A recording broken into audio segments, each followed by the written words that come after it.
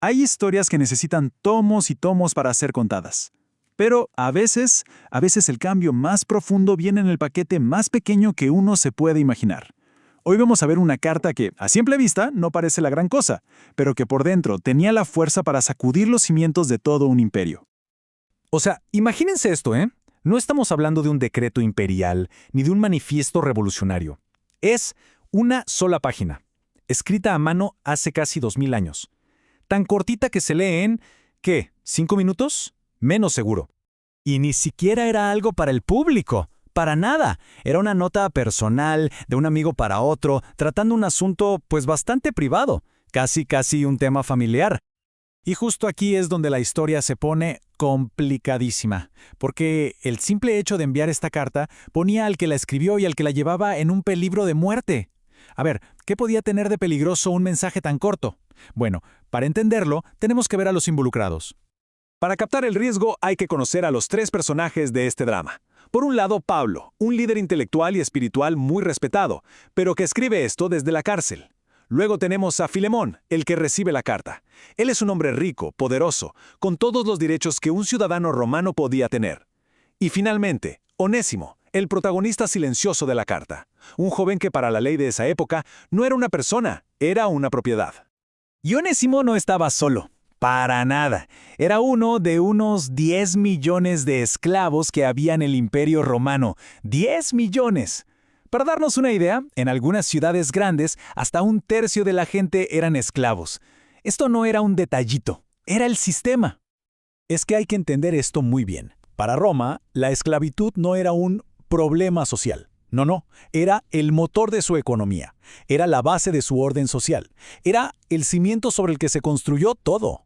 Las minas, las mansiones, los campos, todo funcionaba gracias al trabajo de los esclavos. Y en el mero centro de esta estructura estaba esta figura, el pater familias.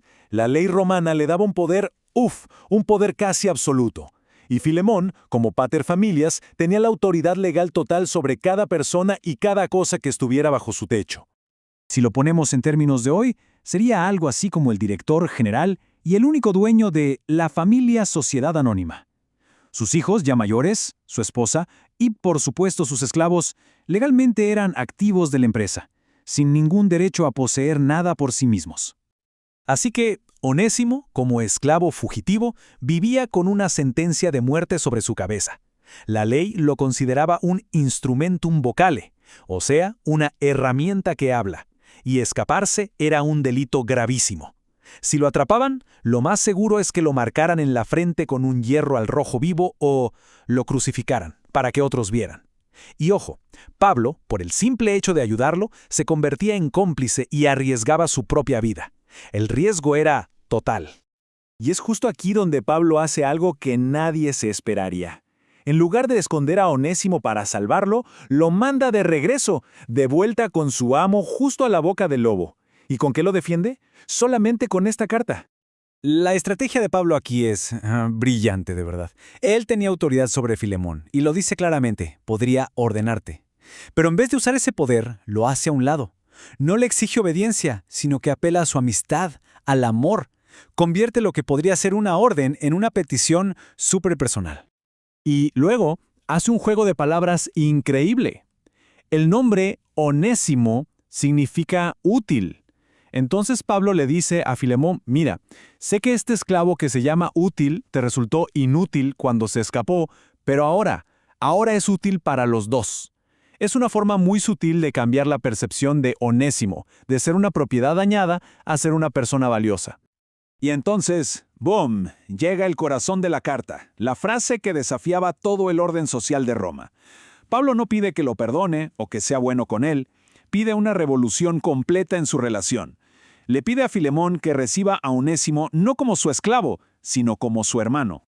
Y ya para rematar, Pablo hace algo simplemente extraordinario. Usando un lenguaje casi de contabilidad, él asume la deuda. Cualquier cosa que Onésimo haya hecho o deba, él dice, pónmelo a mi cuenta.